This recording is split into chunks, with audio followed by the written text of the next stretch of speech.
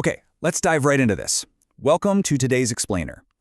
We are looking at a document that is probably sitting on your company's servers right now, along with almost every other organization in the world. But honestly, very few have actually mastered how to utilize it. We're talking about the architecture of an effective code of conduct. Today, our focus is completely dialed in on isolating exactly what works, the absolute essential elements. Because look, a poorly designed code isn't just a basic compliance failure, it's a massive cultural liability that leaves your entire organization wide open to risk. So, our goal over the next few minutes is to transform what is usually a standard, run-of-the-mill mandate into a highly actionable 8-element blueprint, one that actually governs human behavior. So let's zoom out for a second and ask ourselves the core question here. What makes a code of conduct truly effective? I mean, it's remarkably easy to just write down a generic set of rules, right? Or draft a basic ethics policy. But the gap between drafting a policy in an executive boardroom and actually implementing it on the factory floor or in the sales department, that gap is massive. When a code just sits in a digital drawer, totally disconnected from the daily realities of your workforce, it breeds immediate cynicism. So today, we're shifting our focus directly to the essential elements that close that gap. The literal mechanics that ensure these policies actually work in the real world.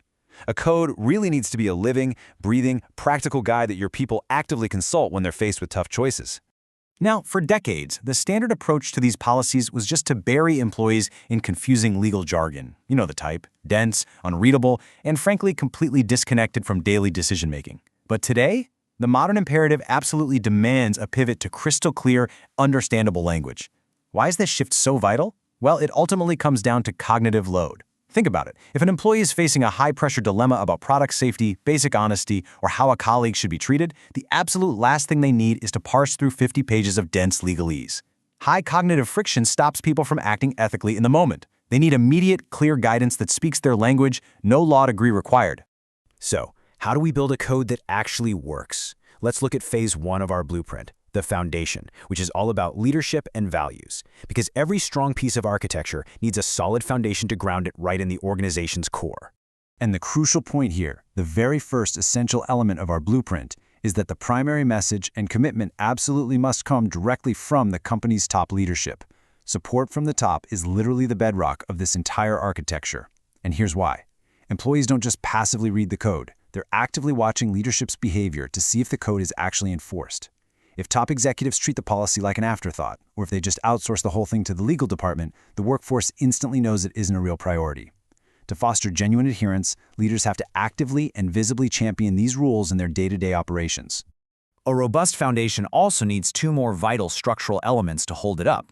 First, the code has to be deeply linked to company goals. It must connect directly to your organization's core values and mission, so it doesn't just feel like some isolated compliance hurdle floating in a vacuum. Second, and this is absolutely critical, it applies to everyone. And when we say everyone, we mean every single person, without exception, especially the highest level managers. Honestly, the toxic effect of executive exemptions cannot be overstated.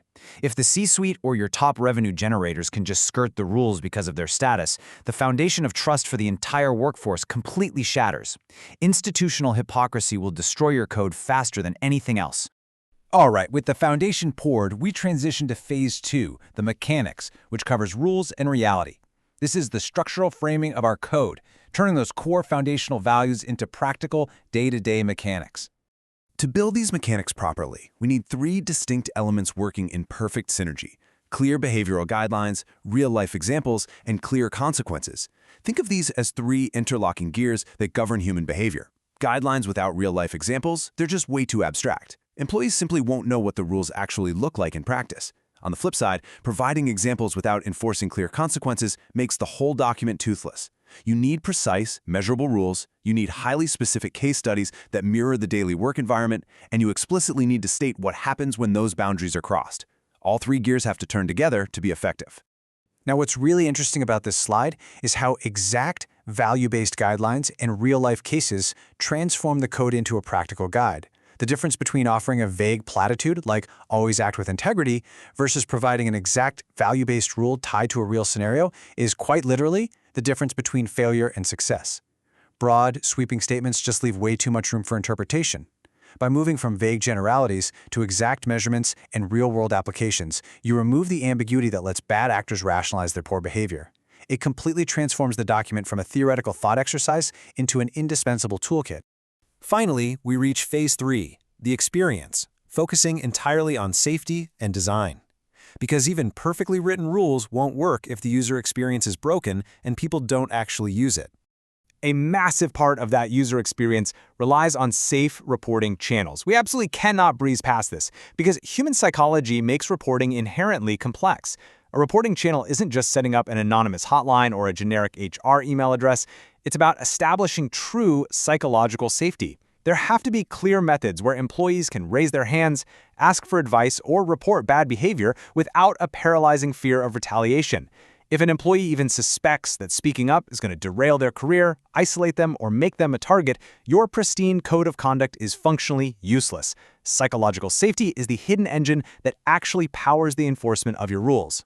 And that brings us to the 8th and final essential element, which comes down to the design of the document itself. It must be simple to understand, easy to use, and visually attractive.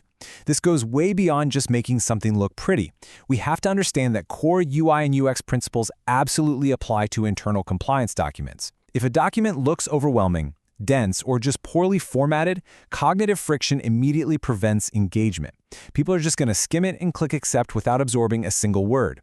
A well-designed, easily navigable code clearly signals to the workforce that the company actually respects their time and genuinely wants them to understand the material, so they actually want to read it. So we've walked through the comprehensive 8-element architectural blueprint: support from the top, linkage to core goals, universal application, clear behavioral guidelines, real-life examples, clear consequences, safe reporting channels, and intuitive design.